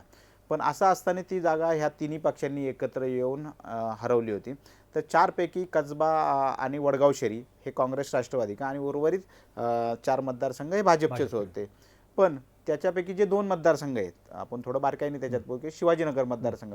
शिवाजीनगर मतदारसंघ अवघ्या 4,500 मतांनी काँग्रेस त्यावेळेस पराभूत झाली होती आणि तीच सेम अवस्था आपण पुणे कॅन्टोन्मेंटमध्ये बघितली होती. म्हणजे सुनील कांबळे, सुनील कांबळे म्हणजे तिथं माजी गृहराज्यमंत्री रमेश बागवे यांचा पराभव झाला होता. म्हणजे ह्या 4 मतदारसंघात काँग्रेस राष्ट्रवादीला मानणारा वर्ग मोठा आहे. अपवाद राहिला तो कोथरूड आणि पर्वतीचा. कोथरूड हा भाजपचा बालेकिल्ला आहे आपण जे बघितलं. तरीही मागच्या विधानसभा निवडणुकीत तिथं पुण्याचे जे आत्ता पालकमंत्री आहेत चंद्रकांतदादा पाटील त्यांचं मताधिक्य अवघं 25,000 ते 27,000 होतं. ते पण खूप घटलं होतं. आणि पर्वती मतदारसंघात माधुरी मिसाळ 3 टर्म निवडून आहे, त्यांचं एक स्वतःचं एक वलय आहे. पण कुठंतरी मला वाटतं पुण्यात सुद्धा एक धोक्याची घंटा नक्की वाजली असती जर महाविकास आघाडी विरुद्ध भाजप असा थेट भाजप शिवसेनेचं अस्तित्व पुण्यात तुलनेने कमी आहे, तरी पण ती धोक्याची घंटा होती. आता ह्या राजकीय भूकंपानंतर काय झालं तर मला वाटतं अजित पवारांना मानणारा एक मोठा वर्ग पुण्यात आहे. आत्ता आपण 10 दिवस झाले आपण बघितलं बऱ्यापैकी माजी नगरसेवक असतील किंवा पदाधिकारी असतील ते अजितदादा पवार समवेत गेलेत. आता पुणे लोकसभा मतदारसंघात वडगाव शेरी एक विधानसभा मतदारसंघ येतो जिथं राष्ट्रवादीचे आमदार सुनील टिंगरे आहेत. त्यांनी सुद्धा अगदी लगेचच भूमिका घेतली की ते अजित पवारांच्या समवेत असतील. मला वाटतं अशा परिस्थितीत जी काय भाजपला काटेकी टक्कर द्यावी लागली असती पुणे लोकसभा मतदारसंघात ती आता मला वाटतं ती लढत एकतर्फी होईल. कारण काँग्रेस आणि उरलेली राष्ट्रवादी आणि जो काही उद्धव ठाकरे यांची शिवसेना यांची ताकद त्या तुलनेने ह्या तिघांच्या तुलनेत निश्चितपणे कमी पडणार आहे. आता म्हणजे तुम्हाला असं सुचवायचं की आता पुण्यात गिरीश बापट आता तर ते नाही आहेत, पण मग भाजपला एक स्ट्रॉंग उमेदवार द्यावा लागणार आहे. हो, अर्थात पोटनिवडणूक लागली तरी उमेदवार द्यावा लागणार किंवा पुढच्या वेळी. पण आता जे उमेदवार दिला जाईल भाजपकडून त्यांच्या विरोधात स्ट्रॉंग उमेदवार शरद पवार गटाला द्यावा लागणार आहे. मला वाटतं आता त्यांचा तो जागा वाटपाचा निर्णय खूप तिढादायक आहे. म्हणजे मध्यंतरी पुण्याची लोकसभेची जागेवर राष्ट्रवादीने दावा केला होता. विद्यमान शहराध्यक्ष प्रशांत जगताप मी इच्छुक असल्याचं सांगितलं मग तसं होऊ शकतं की प्रशांत जगताप माजी महापौर आणि मुरलीधर मोहोळ माजी महापौर अशी लढत होऊ शकते. पण मला वाटतं संदीपराव काँग्रेस एवढ्या सहजासहजी जागा सोडणार आहे का ते पण आपण बघितलं पाहिजे. कारण मुळातच काँग्रेसला आता पुणे जिल्ह्यात फारसं काही राहिलेले नाही. राष्ट्रवादी ऑलरेडी 2 जागा आहेत. बारामती शिरूरची जागा आहे. शिवसेनेची जागा दंगेकरांना परत अप करतील आणि खासदार नाही. मला वाटतं तशा पद्धतीने होणार नाही. काँग्रेसकडून वेगळा चेहरा आणण्याचा निश्चितपणे प्रयत्न केला जाईल. दंगेकरांना वेगळा म्हणजे तुम्हाला असं सुचवायचं की मागचा नव्हे. काय काँग्रेसने कसब्याच्या निवडणुकीतून मोठा धडा घेतलाय आणि जर उमेदवार तेवढा अरविंद शिंदेंना मिळू शकतो उमेदवार. कोणाला मिळेल हा पक्ष ठरवेल, पण नक्की नवीन चेहरा असेल. त्याची स्वतःची एक क्षमता असेल निवडून यायची. अच्छा. कसब्यातला विजय हा जेवढा काँग्रेसचा आहे तेवढाच तो धंगेकरांचा पण आहे. बरोबर. आणि त्यामुळं स्वतः ज्या उमेदवाराची स्वतःचं एक मताधिक्य आहे, स्वतःची एक पॉवर आहे, स्वतःला मानणारा एक मतदार वर्ग आहे आणि त्याला पक्षाची मतं मिळाली, तो जर इतर मतं खेचून आणला तर तो विजयापर्यंत जाऊ शकतो. त्यामुळे काँग्रेस कोण आणले आता सांगता येणार नाही. म्हणजे ही लढत सरळ भाजपचा उमेदवार वर्सेस काँग्रेसचा उमेदवार किंवा महाविकास आघाडी विरुद्ध भाजप अशीच लढत होईल. हा, आता अशीच ठीक लढत आहे, होईल. त्याला शिवसेनेचे आणि अजित पवार यांच्या गटाचे सामना असेल, बरं. पण भाजपचा चेहरे मला वाटतं ठरलेले आहेत. त्यांचे 1-2-3 उमेदवार आहेत. त्यात कोण ठरलाय आता मला वाटतं जाहीर व्यासपीठावर मी सांगणं संयुक्तिक ठरणार नाहीये. पण भाजपने ज्या पद्धतीने तयारी करायची ती केली. काँग्रेसचा उमेदवार कोण हे अजून गुलदस्त्यात आहे, त्याच्यामुळं त्यांच्या उमेदवाराला तयारी करता येत नाही. पण आत्ताच्या ज्या पद्धतीची जी समीकरणं झाली, आपण ज्या मूळ मुद्दे की आपण ह्या ज्या घडामोडी झाल्यात ते पाहता भाजपला निश्चितपणे पुण्यात ताकद मिळाली आहे. पुणे लोकसभा पुन्हा राखण्यास किंवा चांगल्या मताधिक्याने स्वतःकडे ठेवण्यास या घटनेमुळं किंवा या भूकंपामुळे नक्कीच यश मिळू शकतं. नक्कीच. आता प्रेक्षकांना आणखी एक उत्सुकता आहे ती बारामती लोकसभा मतदारसंघाबद्दल ऐकण्याची. सुप्रिया सुळे जिथं एक हाती आपण म्हणूयात की जे प्रत्येक वेळी निवडून येतात, यावेळी मात्र जी काही फूट पडलेली आहे आणि ती घरात फूट पडली. आता ती फक्त राष्ट्रवादीपुरती मर्यादित राहिलेली नाही आहे. पूर्वी सांगितलं गेलं घरात फूट नाही, पण आता तसं झालेलं नाही. त्यामुळं आत्ता सुप्रिया सुळेंविरोधात भाजप उमेदवार देणार का राष्ट्रवादीचा जो अजित पवार गट गेलेला आहे तो उमेदवार देणार? कदाचित पार्थ पवारांचं पुनर्वसन करण्यासाठी, राजकीय पुनर्वसन करण्यासाठी सुप्रिया सुळे व्हर्सेस पार्थ पवार अशी लढत बघायला मिळू शकेल. मला वाटतं संदीपराव हा खूप महत्त्वाचा प्रश्न आहे आजच्या या चर्चेतला. लोकसभा निवडणूक म्हटलं की अख्ख्या देशाचं राज्याचं लक्ष बारामतीकडे असतं. मग सलग 2 निवडणुकीत भाजपने सुप्रिया सुळेंना आणि पर्यायाने पवारांना पराभूत करण्याचा या ठिकाणी प्रयत्न केला. 2014ला बऱ्यापैकी रासपचे जे उमेदवार होते महादेव जानकर त्यांनी चांगली लढत दिली होती. म्हणजे अगदी एवढ्या कमी मताधिक्याने पहिल्यांदाच तिथं राष्ट्रवादीला विजय मिळाला असेल. पण 2019ला त्यांनी ज्या पद्धतीने काम केलं, तिथल्या दौंडचे जे आमदार होते आपले राहुल कुल यांच्या पत्नी कांचनताई कुल होत्या, त्यांनी खूप चांगली लढत दिली. तरी सुप्रियाताईंचा 1.5 लाख मताधिक्याने विजय झाला. आता ह्या सगळ्या घडामोडी झाल्यामुळे नक्की काय होणार, तर मला वाटतं राष्ट्रवादी जो जागा वाटपाचं जे सूत्र असतं, ज्या पक्षाचा तिथं खासदार आहे ती विद्यमान जागा त्या पक्षाला सोडली जाते. म्हणजे अजित पवार गट आला, राष्ट्रवादी भाजपसमोर आला, तर राष्ट्रवादीची जागा ही अजित पवारांकडे राहणार हे जवळपास निश्चित आहे. आता ही चर्चा आहे की राष्ट्रवादीत कोण अजित पवार तिथं सुप्रिया सुळेंच्या विरोधात कोण उमेदवार देणार.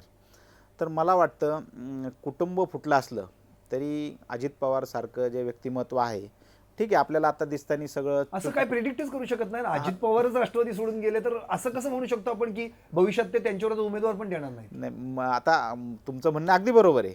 तरी पण कुठंतरी मला वाटतं एवढ्या लवकर अजित उमेदवार देतील, पण ही लढाई लुटूपुटीची तर होणार का? म्हणजे सुप्रिया सुळेंनाच विजय करण्यासाठी असं. पण असंही होऊ शकतं की भाजप म्हणेल ठीक आहे तुम्ही तुमचा उमेदवार देऊ नका, आमचा उमेदवार देतो, फक्त आम्हाला तुम्ही पाठिंबा द्या. आणि त्या उमेदवारासाठी अजित पवारांना सभादा घ्यावी लागणार. भाजपचं निश्चितपणे हे टार्गेट असणार आहे. भाजपला एक जागा महत्वाची आहे, त्यामुळे भाजप एवढ्या सहजासहजी हे करणार नाही. सांडभोर साहेब, जे भाजप बारामतीत जाऊन आम्ही करेक्ट कार्यक्रम करणार असं म्हणाले होते, आता करेक्ट कार्यक्रम करण्याची करेक्ट संधी आहे. निश्चितपणे संधी आहे. मला वाटतं हे सगळं संधी अजित पवारांच्या हातात आहे. करेक्ट कार्यक्रम कुणाचा करायचा हे अजित पवारच ठरवणार आहेत. अगदी पुणे जिल्ह्यातल्या केवळ बारामतीच नाही तर शिरूरला पण ते ठरवणार आहेत. पण शेवटी मला वाटतं घर फुटलं असलं तरी एवढ्या लवकर याचे आता हा अंदाज आहे. शेवटी अजून खूप घडामोडी पुढे यायच्यात. पण जी पार्थ पवारांच्या नावाची चर्चा आहे, मला वाटतं पार्थ पवारांना एवढ्या लवकर बारामतीत अजितदादा तरी संधी देणार नाही. त्यांच्यानंतर रुपाली चाकणकर एक महिला द्यायचीच. किमान आता जर तुम्हाला महाराष्ट्राला सामोरे खडक वाचल्यावर अडून बसले नाही, आता ते कळतील. शेवटी पक्षाने आदेश दिल्यावर त्यांना हे पण करावं लागेल. वातावरण बघून त्या पण योग्य वेळी निर्णय घेतील किंवा आणखी उमेदवार आहेत. मग भाजपकडे पण उमेदवार आहेत, राष्ट्रवादीकडे पण उमेदवार आहेत, शिवसेनेकडे पण उमेदवार आहेत, ते ठरवतील. पण जागा राष्ट्रवादीचे तर अजित पवार मला वाटतं तिथला क्लेम कधीच सोडणार नाही. त्यांनी जर ताकद लावायचं म्हटलं तर, आणि मला वाटतं पार्थ पवारांपेक्षा रुपाली चाकणकरांचा चेहरा कधी पण आक्रमक आहे. लेडीज वर्सेस त्यांनी महिला आयोगाचं म्हणून एक चांगलं काम केलेलं आहे. त्यांची प्रतिमा प्रदेशाध्यक्ष म्हणून केलं, आत्ता प्रदेशाध्यक्ष आहे. मग जर खरोखरच त्यांना जर विजय मिळवायचा तर रुपाली चाकणकर एक पर्याय आहे. पार्थ पवारांचं राजकारणातलं हे काय म्हणजे त्यांनी काय समाजासाठी काय केलेलं म्हणजे आहे पुन्हा मावळची पुनरावृत्ती होऊ नये. मावळची पुन्हा आणि जर पाच पवारांना दिलं तर आपण समजून घ्या की ही लढाई लुटूपुटूची आहे. म्हणजे हा एक्झॅक्टली हा सुद्धा एक वेगळा प्रकार आहे. नक्की नक्की. शिरूर मतदारसंघाबद्दल आता नक्कीच बोलूयात आपण. अर्थातच शिवाजीराव आढळराव एवढं तगडं व्यक्तिमत्व, शिवसेनेचे एकेकाळचे ते खासदार, त्यांना पाडून अमोल कोल्हे त्या ठिकाणी खासदार झाले. पण आता जे अमोल कोल्हे पहिल्या दिवशी शपथविधीला अजित पवारांसोबत राजभवनात दिसले आणि दुसऱ्या दिवशी लगेच दिल की सुनो दिमाग की मत सुनो असं म्हणत ते शरद पवारांकडे गेले. अर्थातच शरद पवारांनी आधीच अमोल कोल्हे म्हणून तिथे डिक्लेअर केलं होतं उमेदवार, पण भाजपनं महेश लांडगेंना पण देखील तिथे उमेदवारी द्यायची असं ठरवलेलं आहे. त्यामुळे आता तिथे अमोल कोल्हेंविरोधात महेश लांडगेंनाच उमेदवारी मिळेल का, काय सांगता? मी परत एकदा त्याच मुद्द्यावर येतो की जागा वाटपाचं जे सूत्र आहे त्या निकषात ती जागा शिवसेनेने लढवली होती युतीमध्ये. 2019च्या लोकसभा निवडणुकीला शिवसेना भाजपची युती होती. त्या युतीत शिरूरची जागा शिवाजीराव आढळराव पाटील यांनी लढवली होती आणि त्यांना ते पराभव जागेला. जरी पराभव त्या जागेवर झाला असेल तरी आता त्या जागेवर शिवसेनेचाच क्लेम आहे. आढळराव पाटील हे एकनाथ शिंदेबरोबर आहे, म्हणजे जी शिवसेनाच जे धनुष्यबाण ज्यांच्याकडे चिन्ह आहे ती भाजप बरोबर आहे. त्या निकषात ती जागा आढळराव पाटील यांनाच सोडावी लागेल. बरं. आणि अशा परिस्थितीत जर तुम्ही तिथं आपले भोसरीचे आमदार महेश लांडगे यांना लढवलं तर मला वाटतं शिवसेना भाजपमध्येच खरी लढाई सुरू होईल. एकमेकांना पाडायची अंतर्गत लढाई सुरू होईल. त्यामुळं तिथं जर राज्यात जर सगळीकडे समान सूत्र ठेवायचं असेल तर ती जागा आढळरावांना द्यावी लागेल. आढळरावांना भाजपची पण मतं मिळतील, अजितदादांची पण जी काही गट आहे त्याची पण मतं मिळतील, तो एक प्लस पॉईंट होईल. आणि शिवसेनेची जी काही निम्मी त्यांच्याकडे मतं आहेत आणि अमोल कोल्हेंना ते काटेकी टक्कर देऊ शकतील. आता थोडंसं परत त्याच्यात सविस्तर बोलूयात आपण की पुणे शिरूर लोकसभा मतदारसंघाचा थोडासा आपण इतिहास बघितला की 3 टर्म आढळराव तिथून निवडून होते. पण खाली जे विधानसभेचे जे काही 6 मतदारसंघ आहेत त्याच्यात आतापर्यंत लक्षात घ्या 6 पैकी 4-5 ठिकाणी कायम राष्ट्रवादीचे आमदार तर बालेकिल्लाच आपण म्हणूया. म्हणजे शिरूर विधानसभेचा विधानसभा असं असतानाही आढळराव निवडून आले होते. कारण तिथली जनता एक चुजी आहे. बरोबर. म्हणजे नक्की कुठं कुणाला बॅलन्स ठेवायचा हे ते कळतं. आता शिरूरला अमोल कोल्हे खासदार आहेत पण तिथले अतुल बेनकेंनी अद्याप काय भूमिका स्पष्ट वळसे पाटील अजितदादांबरोबर गेलेत, दिलीप मोहिते याच्याबरोबर गेले. आपले शिरूरचे विधानसभेचे जे आमदार आहेत अशोक पवार ते आता शरद पवार पण ते अजूनही त्यांची भूमिका थोडीशी मला चेतन तुपे हडपसर आपण तर कुठंतरी 50-50 झाले.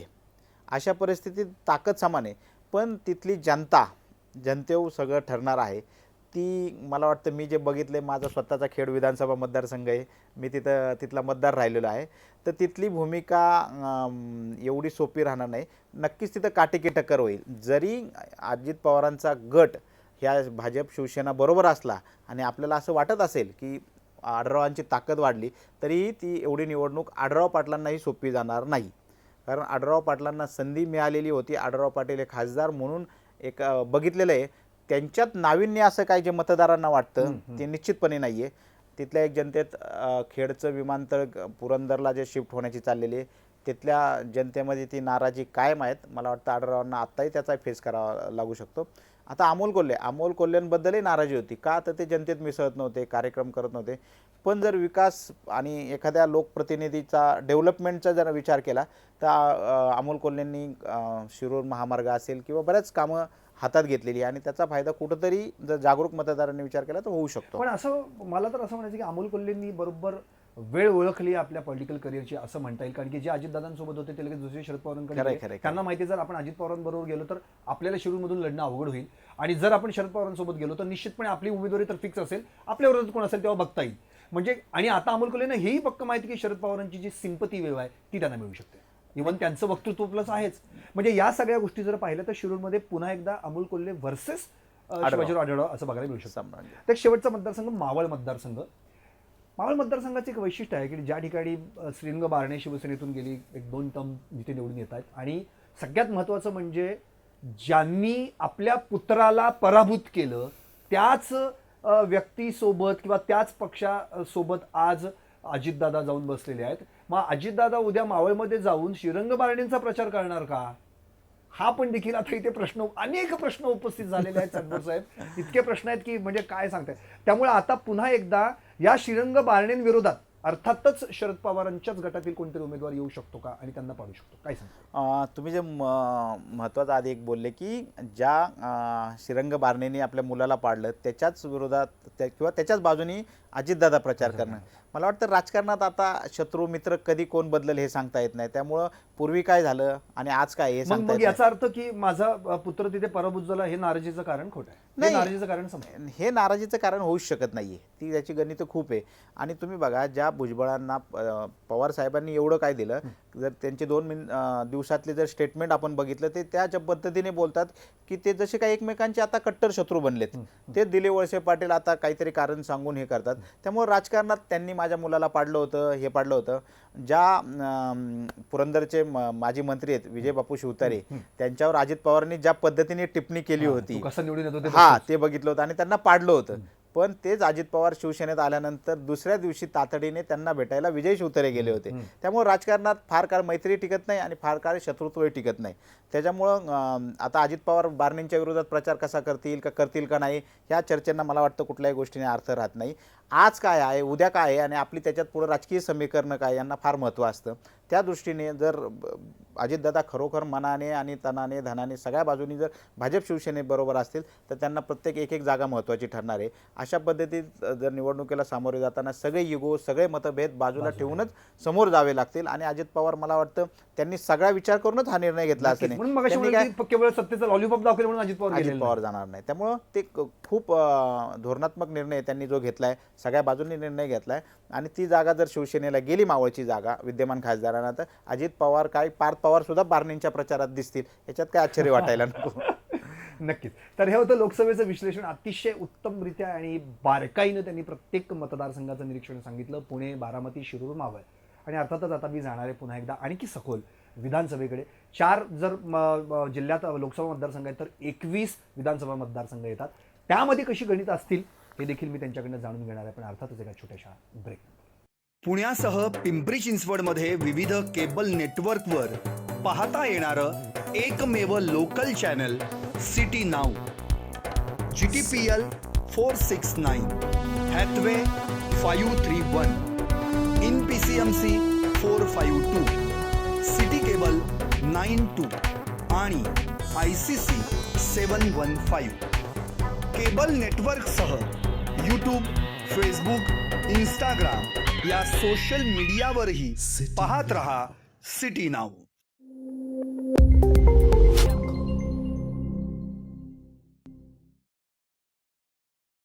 ब्रेकनंतर आपलं पुन्हा एकदा स्वागत. आणि अर्थात आपण मगाचपासून जो काही विषय हाती धरलाय तो म्हणजे कट्टर शत्रू बनला मित्र, पुण्याचं बदललं सूत्र. आणि या चर्चेत सहभागी झालेले आहेत दैनिक पुढारीचे विशेष प्रतिनिधी जे महापालिका आणि राजकीय बीट सांभाळतात आणि त्यांचा अतिशय उत्कृष्ट अभ्यास देखील आपण मगाचपासून ते पाहतोय सुद्धा.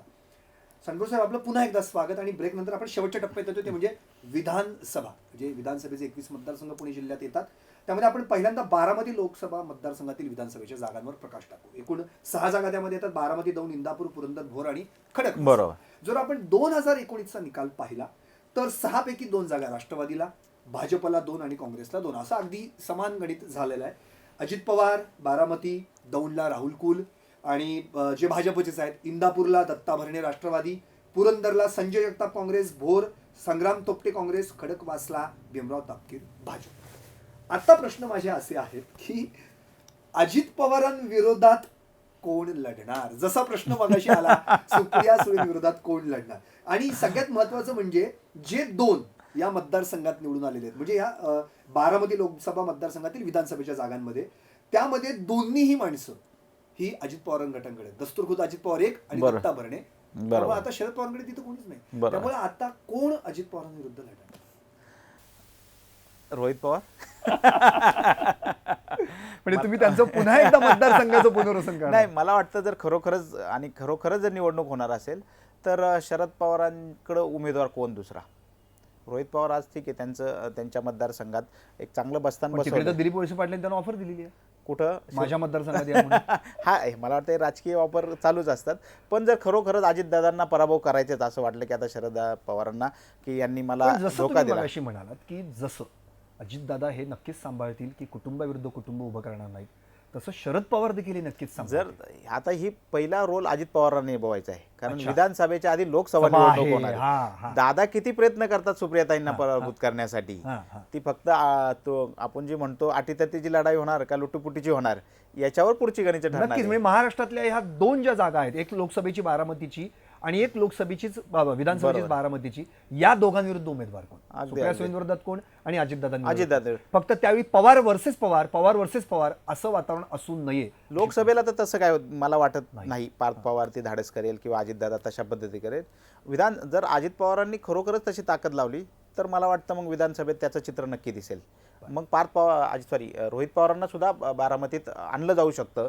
कारण रोहित पवारांनी आता ज्या पद्धतीनं काम केलं त्यांची एक स्वतःची इमेज डेव्हलप केली किंवा आता जे पार्टी फुटल्यानंतर अजितदादाची जागा जे रोहित पवार घेऊ इच्छितात किंवा घेण्याचे प्रयत्न करतात ते पाहता मग तो सामना बारामतीचा रोहित पवार विरुद्ध अजित पवार असाही होऊ शकतो किंवा कुटुंबातला एखादा वेगळा चेहरा आयत्या वेळी समोर येऊ शकतो. अच्छा, तो आत्तापासूनच कामाला लागेल. बरं. ही रणनीती मला वाटतं लगेच कोणीच स्पष्ट करणार नाही की तिथं नक्की कोण.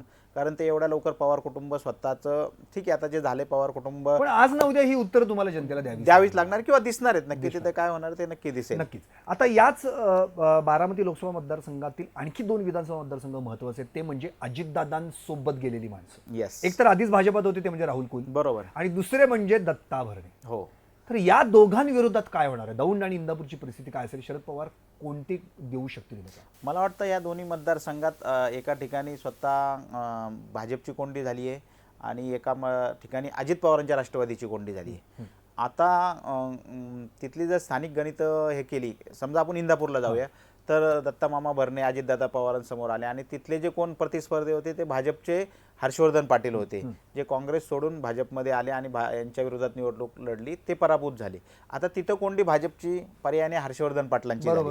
ती जागा जर दत्ता मामा भरणेंना सोडली तर आपलं काय होणार? आपलं राजकीय करिअर धोक्यात येणार. मग त्यांना विधान परिषद वगैरे ही गणितं, पण ही सगळी समीकरणं पुढं आली. प्रत्यक्षात निवडणुकीत त्या वेळेच्या संधीला खूप महत्त्व असतं.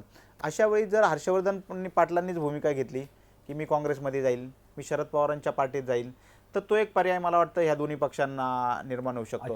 म्हणजे पुन्हा एकदा दत्ता भरणे वर्सेस हर्षवर्धन पाटील असा एक सामना होऊ शकतो. शेवटी शरद पण पवार मग रात्रीची झोप लागते, आता त्याचं काय करायचं? नाही, झोप त्यांची उडवली जाईल. म्हणजे त्यांना कुठली झोप महत्त्वाची हे पण आहे. सत्तेची झोप पाहिजे का सत्तेच्या बाहेर राहून सुखी झोप पाहिजे हे ते आता ठरवतील. जर शरद पवारांनीच असं ठरवलं की हर्षवर्धन पाटलांनी काँग्रेसमध्ये जावं, आम्ही ती जागा काँग्रेसला सोडू, जर पवारांनी जर चंगच बांधला की ही भरणेंना मला पाडायचे, भरणेंनी मला साथ नाही दिली, भरणेंनी मला धोका दिला, तर अशा पद्धतीचे समीकरण होऊ शकतं. किंवा याच्या पलीकडे आपण जाऊन विचारू शकतो की तिथं मला वाटतं साखर कारखाना आहे, साखर कारखान्याचे अनेक अध्यक्ष आहेत. याच्या पलीकडं एक वेगळं नाव म्हणजे गोकुळ दूधचे त्यांचं नाव काय मी विसरलो, ते जिल्हा परिषदेचे बांधकाम खात्याचे सभापती आहेत. तर माफ करा मला त्यांचं नाव डोळ्यासमोर येईना, पण ते ज्या पद्धतीने तयार करतायत ते तिथला उमेदवार राष्ट्रवादीच्या शरद पवारांच्या निश्चितपणे होऊ शकतात. पोपटराव गावडे नाही, सोनाई दूधचे आपले मला सॉरी मी प्रेक्षकांची माफी मागतो की ते नाव मला ऐकून विसरलं नव्हतं पाहिजे, पण सोनाई दूधचे जे अशा म्हणजे ते कदाचित शरद पवार ते आता जिल्हा परिषदेचे सदस्य आहेत आणि ते अजूनही त्यांनी काही त्यांची भूमिका जाहीर केलेली नाही, त्यामुळे ते तिथले उमेदवार निश्चितपणे होऊ शकतात. हर्षवर्धन पाटील किंवा मग हे सोनाई दूधचे जे कोणी त्यांचे चिरंजीव आहेत, त्यांचे नाव अगदी माझ्या डोळ्यापुढे ते येत नाही, जर आठवलं तर मी नंतर परत आपण पुन्हा एकदा त्याच्यावर ऍड करू. आणखी जर आपण पाहिलं तर शिरूर लोकसभा मतदारसंघातील 6 जागा, त्यामध्ये आता आपण पाहिलं तर शिरूर, जुन्नर, आंबेगाव, खेडाळंदी, भोसरी आणि मी फक्त एकच मिनिट तुम्हाला थांबवतो. आपण शेजारी दौंड पर्यंत आलो होतो आणि दौंडचा मुद्दा राहुल कुल इंदापूर, कारण इंदापूरच्या दौंडचा, तर दौंडमध्ये राहुल कुल आहेत आणि त्यांचे प्रतिस्पर्धी होते रमेश आप्पा थोरात. तर रमेश आप्पा थोरातांची आता मोठी कोंडी झालेली आहे, कारण रमेश आप्पा थोरात अजितदादांसमवेत गेलेले आहेत. तर मग आपलं राजकीय भवितव्य काय? तर आता राहुल कुलचे त्यामुळे ते प्लस पॉईंट झालेत. पण यांच्या विरोधात आता कोण उमेदवार? तर मला वाटतं भाजप तर निश्चितपणे स्ट्रॉंग झाले, तिथं रमेश थोरातांची कोंडी झाली. पण तिथं वैशाली ज्या नागवडे आहेत, ज्या राष्ट्रवादी काँग्रेसमध्ये मला वाटतं त्यांना आरेचं हे पण दिलं होतं, महानंदाचं अध्यक्षपद दिलं होतं, मला वाटतं त्या मतदारसंघात त्यांना ताकद मिळू शकते. त्यांनी अद्याप भूमिका स्पष्ट केलेली तरी जाहीरपणे दिसलेली नाही आहे. पण आत्ता दौंडमध्ये जर कोंडी झाली तर अजित पवारांच्या गटाची झालेली आहे, कारण रमेश थोरातांची तिथं संधी हुकणार आहे.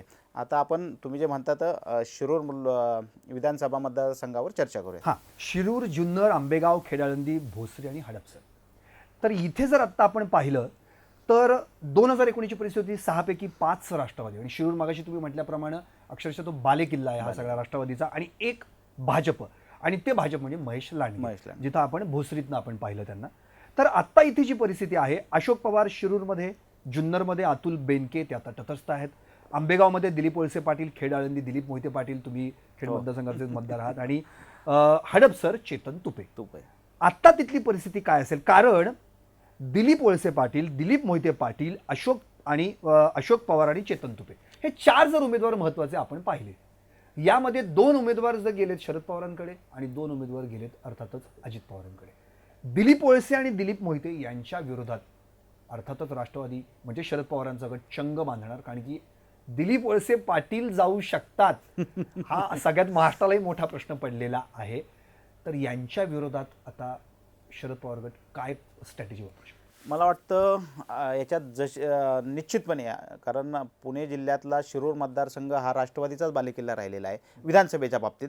तर तिथं पवारांना फार मोठी ताकद आत्ता लावावं लागेल आपलं अस्तित्व सिद्ध करणे. पण आपण क्रमाने येऊया. जुन्नरचं तर अद्याप चित्र स्पष्ट नाही आहे. जुन्नरचे जे आमदार आहेत त्यांनी आपली भूमिका स्पष्ट केलेली नाही आहे. तर आपण तिथली जे काही समीकरणं असतील ती हळूहळू स्पष्ट होतील. जर ते तिकडं गेले तर तिथला उमेदवार कोण? तर पवारांनी तिथं अनेक चेहरे घडवलेले आहेत.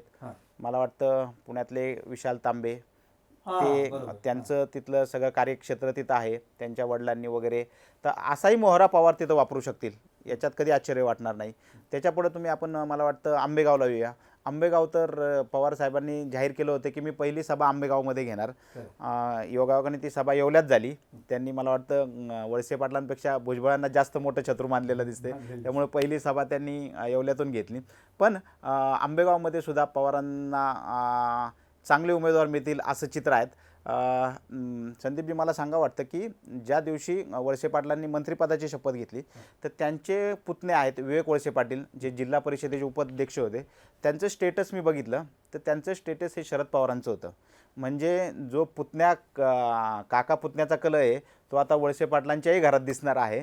आणि तिथं प्रदीप वळसे पाटील हे सुद्धा पवारांचे उमेदवार होऊ शकतात. त्याच्या पलीकडे जाऊन आढळरावांविरुद्ध जे देवदत्त निकम आहेत, भीमाशंकर तुम्ही जे मगाशी सहकारी, म्हणत होतात सोनई दूधचं, मी जरा प्रेक्षकांना थांबवतो, दशरथ माने म्हणून दशरथ मानेंचे चिरंजीव आहेत. हां. ते जे मी आपल्या प्रेक्षकांना सांगू शकतो की दशरथ मानेंचे चिरंजीव जिल्हा परिषदचे सदस्य होते, बांधकाम सभापती होते, आणि तिथं एक यंग चेहरा म्हणून ते पण पुढे येऊ शकतील.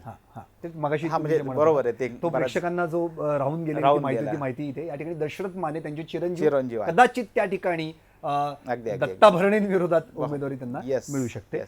आता तुम्ही जे सांगत होतात आंबेगावचं दिलीप वळसे पाटील, तिथे काका पुतण्यांचा वाद आहे. तिथं काकामध्ये प्रदीप वळसे पाटलांनी भूमिका जाहीर केली नाही तरी त्यांच्या स्टेटसनी त्यांची भूमिका स्पष्ट केलेली. त्याच्यापेक्षा देवदत्त निकम हा मला तरी वाटतं आता त्याचा निश्चित उमेदवार मानला पाहिजे. बर. कारण देवदत्त नुकत्याच झालेल्या कृषी उत्पन्न बाजार समितीत दिलीप वळसे पाटलांनी देवदत्त निकमांना उमेदवारी दिली नाही. देवदत्त निकम हे वळसे पाटलांचे एकदम कट्टर समर्थक मानले जातात. म्हणजे जसे शरद पवार आणि वळसे पाटील तसेच वळसे पाटील आणि देवदत्त निकम हे सूत्र होतं. बर. तरी पण कुठंतरी देवदत्त निकम हे आपल्याला पुढं प्रतिस्पर्धी होतील हे लक्षात आल्यामुळं वळसे पाटलांनी त्यांची उमेदवारी नाकारली आणि त्यांनी अपक्ष लढून ती जागा जिंकली. आणि आत्ता जी भूमिका त्यांनी जाहीर केली आहे तर त्यांनी शरद पवारांबरोबर राहायची भूमिका जाहीर केलेली आहे. त्यामुळे निकमांनी उमेदवारीची तयारी सुरू केलेली आहे आणि वळसे पाटील विरुद्ध निकम असाच हा सामना असेल असं मला निश्चितपणे वाटतं. नक्की. शिरूरमध्ये काय होऊ शकतं? तिथं अशोक पवार आता स्वतः शरद पवारांसोबतच आहेत आणि शिरूरचं पण अत्यंत महत्त्वाचा मतदारसंघ मानला जातो. अजित पवार त्यांच्या विरोधात कोण उमेदवार देऊ शकतो? अशोक पवार मला वाटतं पहिल्या दिवशी देवगिरी याला होते सह्या करायला, दुसऱ्या दिवशी ते केले. आत्ताही त्यांची भूमिका काहीशी अजून हे आता ठीक आहे, त्यांनी पवारांबरोबर जाण्याची थेट भूमिका घेतली, ते डोळ्यासमोर ठेवून आपण ही चर्चा करूया. आता शिरूरमध्ये मला वाटतं राष्ट्रवादीपेक्षा भाजपची पण अडचण झाली. तिथं प्रदीप कंद जिल्हा परिषदेचे माजी उपाध्यक्ष चांगल्या पद्धतीने तयारीला लागले होते, त्यांची मोठी अडचण झाली. अजितदादांचे कट्टर समर्थक, अजितदादांचे तेही कट्टर समर्थक होते, ते राष्ट्रवादीत होते. आता तिथं प्रदीप कंदनची मोठी अडचण झालेली आहे. म्हणजे शरद पवारांकडून निश्चितपणे अशोक पवार असतील, ती जागा जर राष्ट्रवादीला सोडायची तर मग भाजपमधून कंदनना संधी मिळणार का, हा एक उत्सुकतेचा प्रश्न असेल, कारण ते अजितदादांचे समर्थक होते आणि ते विधानसभेची गणित डोळ्यासमोर ठेवू शकतो. तर आपण आजताच राजकीय भाकीत वर्तवणं मला वाटतं थोडंसं हे ठरेल. पण प्रदीप कंदंना अजित पवारांच्या गटात पुन्हा संधी मिळू शकतो. अंडरस्टँडिंगमध्ये जर भाजपने कंदंना तिथं संधी दिली तर तो निश्चित, कारण तशी भाजपला ती जागा लढवता येणार नाही. कंदनचं राजकीय करिअर लक्षात घेता किंवा अजित पवारांचे जे निकटवर्ती संबंध लक्षात घेता अशोक पवार विरुद्ध प्रदीप कंद हा सामना त्याच्यात निश्चितपणे होऊ शकतो. अजून एक नाव आहे, ते कितपत पुढे येईल मला सांगता येत नाही. मंगलदास बांदल हा एक चेहरा आहे. ते पण ती तर टीकाच करत असतात. ते त्यांनी राष्ट्रवादींवर पण टीका केलेली आहे, मध्यंतरी अजित पवारांवर टीका केलेली आहे. पण एक त्यांचं नाव आयत्यावेळी कुठून पुढे आलं तर आश्चर्य नको वाटायला. पण आता तिथं पवारांच्या उमेदवाराच्या विरोधात अजितदादांचा उमेदवार प्रदीप कंद नावाचा असा एक चेहरा निश्चितपणे असू शकतो किंवा याच्यापेक्षा आयत्यावेळी एखादं नाव पुढे येऊ शकतं. जे आता जरा तुमच्या मतदारसंघात येऊया, खेड आळंदीमध्ये, आणि तिथं दिलीप मोहिते पाटील तिथं ते चांगल्या पद्धतीने निवडून येतात. काय ते त्या विरोधात आता कोण उमेदवार देऊ शकतं असं काय सांगता? येस, माझ्यासाठी हा एकदम घरचा प्रश्न आहे, त्याच्यामुळं मी निश्चितपणे त्याचं उत्तर अगदी चांगल्या पद्धतीने देऊ शकतो. दिलीप मोहिते पाटील आमच्या खेडचे 3 टर्म आमदार आहेत, म्हणजे मध्यंतरी एक. पण दिलीप वळसे पाटलांशी त्यांचं काही जमत नाही, कधीच नाही जमत. मला वाटलं ते दिलीप वळसे पाटलांनाच कंट्रोल, त्यांनी जाहीर पण त्यांचं एक स्टेटमेंट पण आलं की आम्ही त्यांना वैतागून दादांबरोबर गेलो, पण हेच तिथं आमच्या आधी मंत्रिपदाला शपथ गेली. ठीक आहे, तो त्यांची नेहमी शेजाऱ्यांची जी भांडणं असतात ती भांडणं आहेच. पण दिलीप मोहिते पाटलांचं एकंदरीत जर राजकीय हे लक्षात घेतात, त्यांची आमच्या खेड तालुक्यात एक स्वतःची ताकद आहे. म्हणजे राष्ट्रवादीला जसा मानणारा वर्ग आहे तसा दिलीप मोहिते पाटलांना एक मानणारा वर्ग आहे. त्यामुळं जिकडं मोहिते तिकडं तालुका अशा पद्धतीचं एक त्यांनी चित्र निर्माण केलेले. आता ही तर जरी मोहिते पाटील अजितदादा का असेल तर ही लढत एकतर्फी होणार का, तर नाही होणार, कारण पवारांना पण मानणारा मोठा वर्ग तालुक्यात आहे. तर तिथं भाजपच्या उमेदवाराची तर आपण संधी संपली. तिथं अतुल, त्यांचं नाव मी विसरलो, अतुल देशमुख म्हणून उमेदवार होते. तर देशमुखांच्या आता संधी थोडक्यात संपली आणि ते काय शरद पवार गटात येऊन उमेदवारी लढवतील असा काही शक्यता नाही आहे. आता तिथं कोण उमेदवार येणार, तर मला वाटतं आत्ता दिलीप मोहिते यांच्याबरोबर रामदास ठाकूर म्हणून ज्यांनी विधानसभेची निवडणूक पण लढवलेली आहे 2000 मला वाटतं 9 साली, त्यांचा थोडक्यात पराभव झाला होता. तर ते शरद पवार गटाचे निश्चितपणे उमेदवार असू शकतात असं मला आत्ता वाटतं, कारण त्यांची राजकीय महत्त्वाकांक्षा काही लपलेली नाही आहे. त्यांनी गेल्या विधानसभेला निवडणुकीची तयारी केली होती, किंबहुना आत्तासुद्धा त्यांनी ज्या बैलगाडा स्पर्धेत भरवल्या होत्या, मोठी बैलगाडा स्पर्धेत भरवली होती आणि त्यांनी तिथं एक प्रकारे अप्रत्यक्षपणे मेसेज दिला होता की मी विधानसभेची निवडणुकीची तयारी करतोय. पण दिलीप मोहिते पाटलांमुळे त्यांना जी काही संधी मिळत नव्हती, तर ती संधी आता त्यांना कुठंतरी शरद पवार यांच्या राष्ट्रवादीतून निश्चितपणे मिळाल आणि मला वाटतं मोहिते विरुद्ध ठाकूर असा हा सामना आपल्याला खेडमध्ये बघायला मिळू शकतो. आपण भोसरीकडे येऊयात. महेश लांडगे अर्थात ते भाजपचे आणि सगळ्यात महत्त्वाचं म्हणजे आत्ता त्यांचं प्रमोशन होऊ शकतं कदाचित लोकसभा. मग आता तिथे कोण उमेदवार देणार आणि विलास लांडेंचं काय, हा एक प्रश्न. बरं, मुळात ते आता अजितदादांकडे आहेत का शरद पवारांकडे आहेत, हाही एक वेगळा प्रश्न आहे. आणि मध्ये त्यांनी जर महेश लांडेंना तिथे मिळू शकेल तर मग मी पण दावेदार आहे असं म्हणून महेश लांडगेंची उमेदवारी झाली तर किमान मला आमदारकी तरी मिळू शकेल अशी एक स्ट्रॅटेजी वापरली होती. आत्ता काय त्यांच्याबद्दल काय सांगू? मला वाटतं आपण त्याच्या भोसरीच्या म्हणजे महेश लांडगेंच्या बाबत आपण चर्चा केली की त्यांना ठीक आहे, भाजपने त्यांना तिथली तयारीला लावलेले आहे, भाजप ती रणनीतीचा भाग आहे. पण एकंदरीत तिथली जागा बघता ती जागा आत्ता शिरूरचे खासदार आहे, त्यामुळे ती नॅचरली अजितदादा गटाकडे जाऊ शकते. आढळराव पाटील तिथले नॅचरली हे होता, क्लेम होता, त्यामुळं तो आढळराव पाटलांचा पण क्लेम राहणार शिवसेनेची जागा म्हणून. त्यामुळे तिथं महेश लांडगेंना किती संधी मिळेल लोकसभेला याच्यात साशंकता आहे. महेश लांडगे मला वाटतं विधानसभेचेच पुन्हा उमेदवार असतील याच्याबाबत कुठेही डाऊट नाही. आता प्रश्न पडला विलास लांडेंचा. विलास लांडेंची फार मोठी कोंडी झालेली आहे. विलास लांडे अजितदादा पवारांसमोर आले तर त्यांना निवडणूक लढता येणार नाही आणि शरद पवारांच्या गटातून जरी लढले तरी मग आपल्याला माहिती आहे सामना हा परत एकदा मला वाटतं यापूर्वी 2 वेळा सलग पराभव झालेला आहे आणि तिसऱ्यांदा तोच सामना अपक्ष असताना महेश लांडगे लढले होते आणि मागे तर भाजपातूनच लढले. त्यामुळे तिथलं चित्र बऱ्यापैकी स्पष्ट आहे. तिथं लांडगे विरुद्ध लांडे हाच सामना आहे किंवा अजून काही इच्छुक आहेत. तिथं लांडगे आहेत, गव्हाणे आहेत, तिथले जे नगरसेवक आहेत ते तयारीत आहे. भाजपकडूनच बऱ्यापैकी चेहरे आहेत, पण जर महेश लांडगे असेल तर बाकीच्या चेहऱ्यांना संधी मिळण्याचं कारणच नाही. बरोबर. आणखी एक राहिला आता त्यातला शिरूर लोकसभा मतदारसंघातला विधानसभा मतदारसंघ महत्त्वाचा म्हणजे हडपसर चेतन तुपे आणि अर्थातच चेतन तुपे राष्ट्रवादी आणि आता तर ते शरद पवार गटाकडे आहेत. त्यामुळं तिथे आता ज्या वेळी राष्ट्रवादीने ऐन वेळी चेतन तुपेंचं नाव जाहीर केलं आणि त्यांना निवडून आणण्याची ताकद दाखवली, आज त्याच चेतन तुपेंना पाडण्यासाठी अजितदादांना प्रयत्न करावे लागणार आहेत. काय सांगता येईल तिथं कोण उमेदवार दिला जाऊ शकतो? मला वाटतं पुणे शहरातले हडपसर हा जरी शिरूर लोकसभेत येत असला तरी तो पुणे शहरातला पुणे महापालिका हद्दीतला मतदारसंघ आहे. आणि राष्ट्रवादी काँग्रेसचे 2019च्या 17च्या निवडणुकीत सर्वाधिक नगरसेवक हडपसर मतदारसंघात निवडून आले होते. तिथं माजी महापौर वैशाली बनकर आहेत, नगरसेवक ससाने आहेत आणि खूप काही अनेक नगरसेवक आहेत.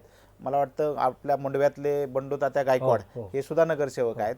आत्ता जरी तुपेंनी भूमिका शरद पवारांबरोबर जाण्याची घेतली असेल तरी अनेकांनी आपली भूमिका अद्याप स्पष्ट केलेली नाही. म्हणजे वैशाली बनकर असतील किंवा किंबहुना राजलक्ष्मी भोसले पहिल्या दिवशी शरद पवारांकडे होत्या आणि दुसऱ्या दिवशी ते अजितदादांच्या सभेला होता. मला वाटतं प्रत्येकाने आपापली राजकीय समीकरण आता डोळ्यापुढे ठेवलेली आहे. त्यामुळं हडपसरमध्ये शरद पवारांच्या किंवा चेतन तुपेंच्या विरोधात उमेदवार मिळण्यास अजितदादांना तरी अडचण येणार नाही. बंडू गायकवाड असतील, वैशाली बनकर असतील, राजलक्ष्मी भोसले असेल, योगेश ससाने असतील, अनेक उमेदवार आहेत ज्यांचे काम पण चांगलं आहेत.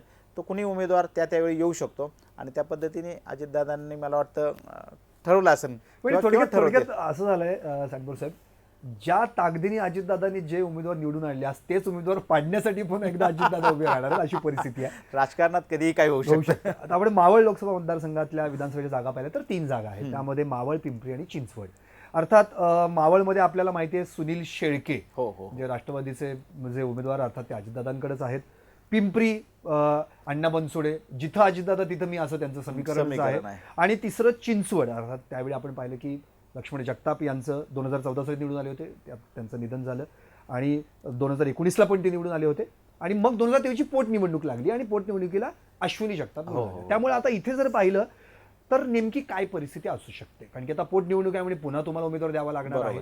आणि आता प्रश्न असा उरतो इथे की अण्णा बनसोडेंविरोधात कोण आणि सुनील शेळकेंविरोधात कोण, आणि की शरद पवारांना ह्या अजित पवारांचे जे कट्टर समर्थक मानले जातात त्यांना पाडण्यासाठी प्रयत्न करावे. खरं आहे. निश्चितपणे आपण थोडक्यात पिंपरी विधानसभेचा जर विचार केला तर अण्णा बनसोडेची भूमिका कायम दादांसमोर अगदी पहिल्या पाटेच्या शपथविधीपासून ते अगदी दुपारच्या शपथविधीपर्यंत जे दादा म्हणेल तेच तोरण आणि ते त्यांची भूमिकाच राहिलेली आहे. पिंपरी मतदारसंघ आरक्षित आहे माझ्या माहितीप्रमाणे आणि बनसोडेंना तिथं मागच्या याच्यावरती पराभूत झाले होते. गौतम चाबूस शिवसेनेचे निवडून आले होते. आता तिथं शरद पवारांना तशाच पद्धतीचा उमेदवार शोधावा लागेल. आता तिथली स्थानिक गणित जर बघितलं तर तिथं अशा पद्धतीचा तेवढ्या ताकदीचा बनसोडेंना त्याच कॅटेगरीतला उमेदवार शोधणं मला वाटतं काहीच अवघड जाईल. तो काळानुरूप मग शिवसेनेकडून चाबूक स्वरांना आयात करावं लागेल, जे आता ठाकरेंबरोबर जर असतील तर ते काहीच सोयीचं जाईल. मी म्हटलं ना, काही गोष्टी आता अंडरस्टँडिंगमध्ये करावं लागेल. महाविकास आघाडी म्हणून जर भाजप, शिवसेना आणि अजित पवारांच्या राष्ट्रवादीला जर हरवायचंच असेल तर काही अंडरस्टँडिंगमध्ये निर्णय घ्यावे लागतील आणि तशा पद्धतीचे निर्णय चिंचवडमध्ये होऊ शकतो, पिंपरीत होऊ शकतो. आता आपण जर मावळमध्ये गेलो, सुनील शेळके तर रडारवर आहेत ना, शरद पवारांच्या रडारवर ते आहेत. पण सुनील शेळकेंचं पण बघा, मावळ हा मतदारसंघ कायम भाजपचा बालेकिल्ला होता. सुनील शेळके निवडून आले तर त्यांचा स्वतःचा एक करिश्मा, बाळा भेगडेंसारख्या मंत्र्यांना पाडलं होतं. जसं कसब्यात धंगेकरांचा करिश्मा होता तसाच शेळकेंचा मावळमध्ये स्वतःचा एक करिश्मा आहे. आणि तिथं अजित पवार आणि भाजपची जर ताकद शेळकेंच्या बाजूने राहिली तर मला वाटतं शेळकेंच्या पुढे उमेदवार तेवढ्या ताकदीचा आज तरी राष्ट्रवादी पुढे नाहीये.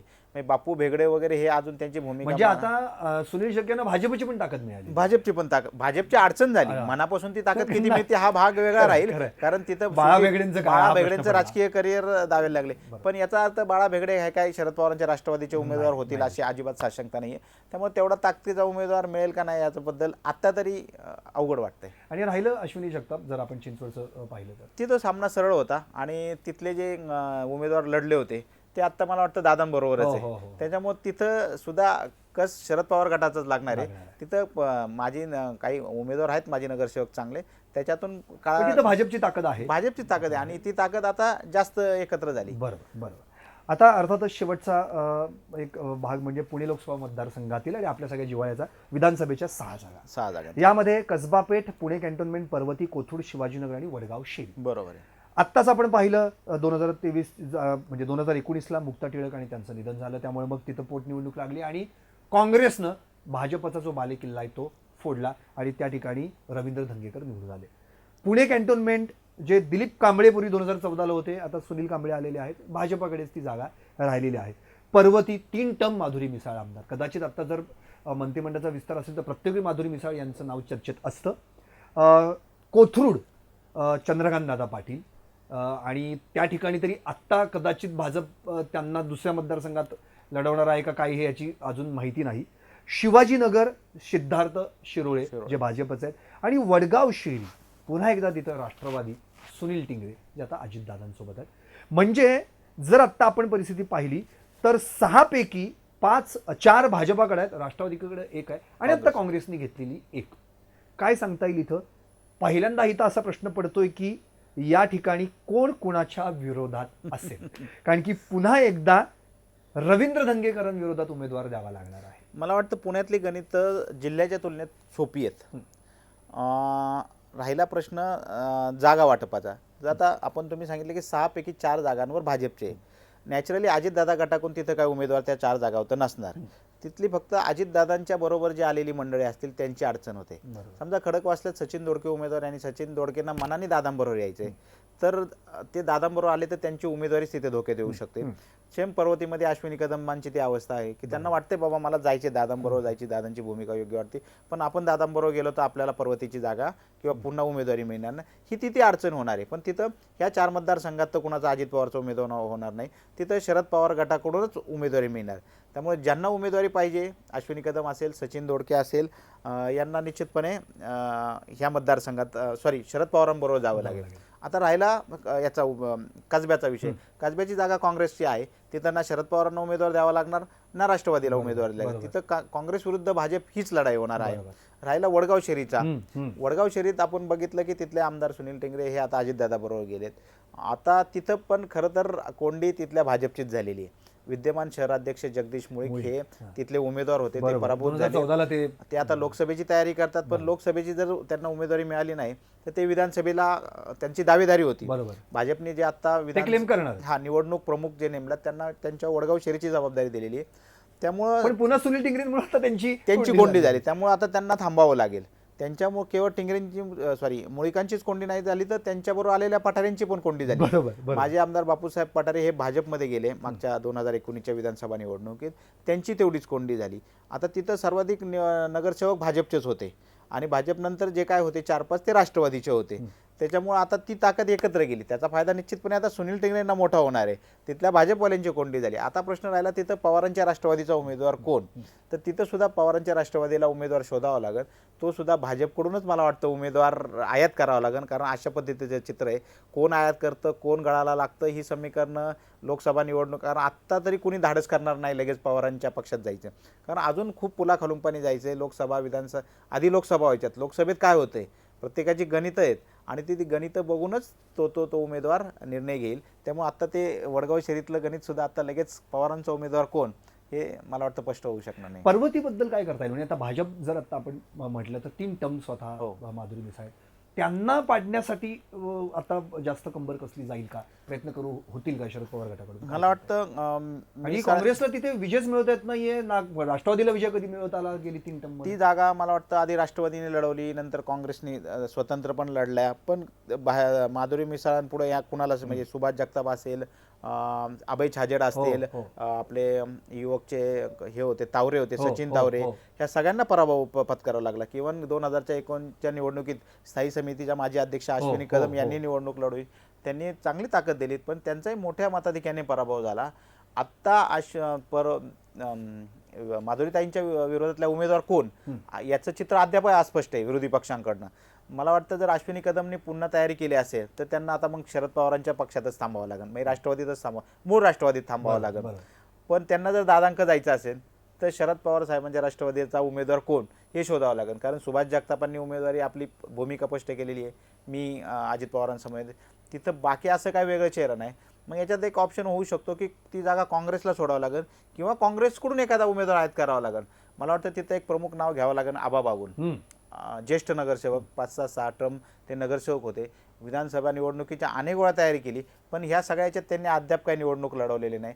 मध्यंतरीच्या काळात त्यांच्या आणि शरद पवारांचे संबंधही खूप चांगले आहे. जर एक भूमिका अंडरस्टँडिंग म्हणून जर काँग्रेस आणि राष्ट्रवादीने ठरवलं तर आबा बागुल सुद्धा यांचा उमेदवार होऊ शकतो. हे शेवटी जर तरवर सगळी गणितं आहेत.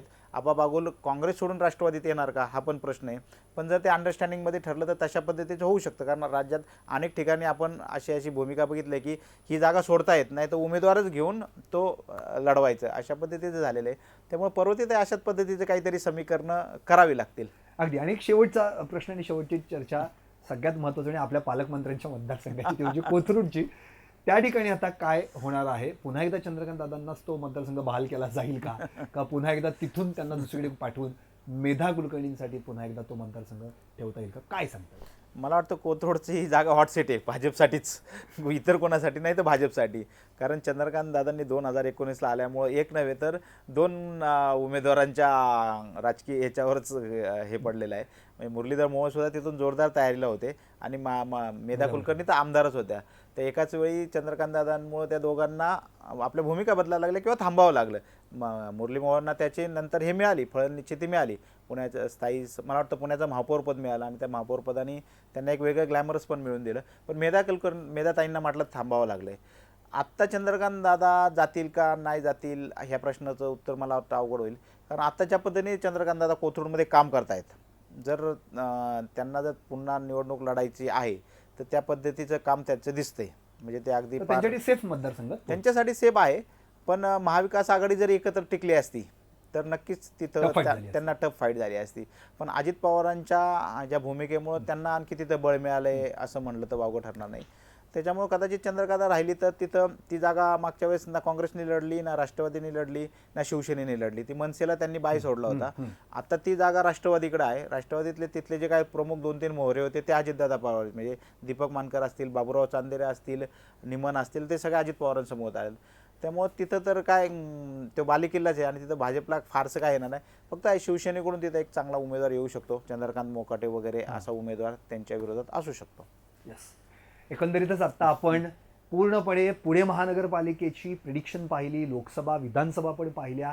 प्रत्येक मतदारसंघाच्या अगदी बारकाईनुसार त्या उमेदवारांचे मागे निवडून आले आणि भविष्यात कुठले उमेदवार त्यांच्यासमोर उभं राहू शकतात या सगळ्याच प्रश्नांची उत्तरं अतिशय अभ्यासपूर्ण पांडुरंग सांडभोर यांनी दिली. त्याबद्दल मी पहिल्यांदा तुमचे हार्दिक आभार मानतो. आणि तुम्ही धन्यवाद. या ठिकाणी येऊन अतिशय म्हणजे एक मोठा एक आरसाच आता आमच्या सगळ्या जनतेसमोर ठेवलेला आहे. कदाचित असं होऊ शकतं, कदाचित असं होऊ शकतं, यदा कदाचित असं होऊ शकतं.